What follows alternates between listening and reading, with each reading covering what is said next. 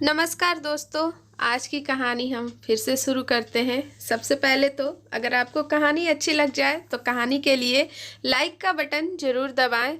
कहानी थोड़ी सी और अच्छी लग जाए तो चैनल को भी सब्सक्राइब कर लीजिए। मैं हर रोज़ इसी तरह से नए नए हंसगुल्ले, नए सीख वाली कहानियाँ, स्टेटस और अच्छी अच्छी पोएम आप लोगों के लिए लाती रहूँगी। इसका नोटिफिकेशन आपको मिल जाए इसलिए आप नोटिफिकेशन बेल को भी ज़रूर ऑल नोटिफिकेशन पे प्रेस कर लीजिएगा। तो चलिए दोस्तों, आज की कहानी भी बड़ी ही रोचक और बहुत ही सीख देने वाली है। शुरू करते हैं। एक रेलवे स्टेशन के प्लेटफॉर्म पर ट्रेन के इंतजार में एक बुजुर्ग रेलवे स्टेशन पर बैठकर रामायण की छोटी सी पुस्तक पढ़ रहे थे कि तभी वहां से ट्रेन के इंतजार में एक नव दंपत्ति जोड़ा भी वहां पर आता है और उस बुजुर्ग के बगल में बैठ जाता है। उस नव दंपत्ति में से वह नव युवक ने बाबा को देखा और बड़े ही आश्चर्यचकित स्वर में बोला, बाबा, आप इन सुनी सुनाई कहानी कथाओं को पढ़कर क्यों अपना समय बर्बाद कर रहे हो? उस नव युवक की बातें सुनकर उन बुजुर्ग को थोड़ा तो धक्का लगा, मगर उन्होंने कोई जवाब नहीं दिया। फिर उस लड़के ने कहा, इनसे आपको आखिर क्या सीखने को मिलेगा? बाबा, अगर आपको पढ़ना ही है तो आप न्यूज़पेपर पढ़ो, इंडिया टुडे पढ़ो, अखबार पढ़ो, फिल्मी मैगजीन पढ़ो और भी बहुत सारी चीज़ें हैं जिसे आप पढ़कर अपने ज्ञान की वृद्धि कर सकते हो। इन फालतू के पुराने किताबों में क्या पढ़ा है बाबा? क्यों अपना सर खपा रहे हो? बाबा ने तब भी कुछ नहीं बोला, बस उसकी बातें सुने जा रहे थे चुपचाप। वह नव युवक बोला, आप उन सारी किताबों को पढ़ो, उन सारे मैगजीन को पढ़ो। क्या युवक अगले ढका बात सिखाती है? व्यवहारिक फालतू की तकियानुसी और आउटडेटेड किताबें पढ़ रहे हो आप बाबा।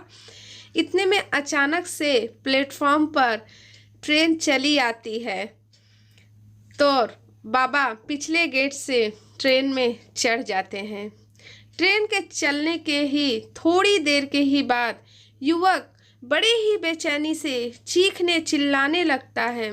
उसके चीखने चिल्लाने की आवाज़ से पूरा कंपार्टमेंट भर जाता है। वो अपनी पत्नी को बड़े ही बेतहाशा आवाज़ में चिल्ला चिल्ला कर पुकारे जा रहा था, क्योंकि युवक खुद तो ट्रेन में चढ़ गया था परंतु उसकी पत्नी ट्रेन में नहीं चढ़ पाई थी। वो वहीं प्लेटफॉर्म पर नीचे ही रह गई थी। और देखो आज के जनरेशन को, खुद तो चढ़ गया मगर पत्नी को छोड़ दिया। यही ना होता है आजकल के बच्चों का।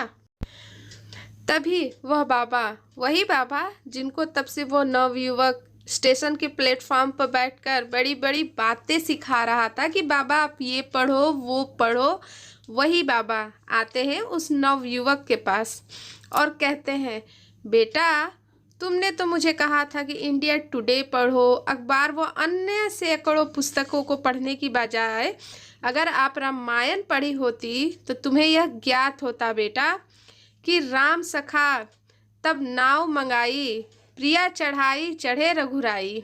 अर्थात यह रामायण की पंक्तियां हैं। अगर तुमने यह आध्यात्मिक किताबें पढ़ी होती तो तुम्हें पता होता कि श्री राम जी ने नाव पर चढ़ते समय पहले सीता को नाव पर चढ़ाया था, उसके बाद खुद चढ़े थे। अतः तुम भी पहले अपनी पत्नी को ट्रेन पर चढ़ाते, बाद में तुम चढ़ते, ना कि इसके बजाय पहले तुमने ही चढ़ लिया कि कहीं मेरी ट्रेन न छूट जाए और ट्रेन के चक्कर में पत्नी को ही छोड़ दिया। तो ये बताओ कौन सी किताबें पढ़कर कौन सी ज्ञान की बातें आती हैं सीखने को? बेटा अगर तुमने कोई भी धार्मिक किताब पढ़ी होती ना तो तुम्हें पता होता और तुम्हारे साथ ये सारी घटनाएं नहीं होती। उसके बाद खुद चढ़ते तो तुम्हारे साथ यह सारी घटनाएं कभी नहीं होती। पहले तुम अपनी पत्नी को ट्रेन पे चढ़ाते फिर तुम चढ़ते। यानी इस लेख का सार यह है कि हिंदू सनातन की लाखों साल सनातन धर्म संस्कृति, हमारे वेद, 4 उपवेद, ब्राह्मण ग्रंथ, रामायण, मनुस्मृति, भागवत गीता आदि सब कुछ इंसान को इंसान बनाने और इंसानियत सिखाने के लिए ही रचे गए हैं।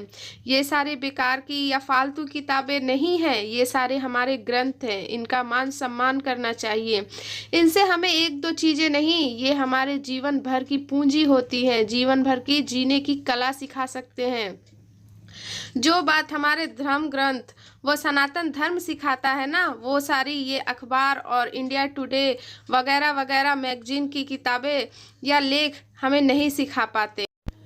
वो आज की तथाकथित जो मॉड पुस्तकों में नहीं आती। ठीक है, आज आदमी को पढ़ना तो आ गया है, पर क्या पढ़ना है, कब पढ़ना है, कैसे पढ़ना है, क्यों पढ़ना है, ये अभी तक समझ में नहीं आया है। जीवन तो मिल गया है, पर जीना कैसे है अभी तक समझ में नहीं आया है। ज़्यादातर लोग सांस तो ले रहे हैं, मगर वो अभी भी मुर्दे हैं। जी हाँ, मैं मुर्दे इसलिए बोल रही हूँ ना, क्योंकि जो जीने की कला ना जाने उसे और क्या कह सकते हैं।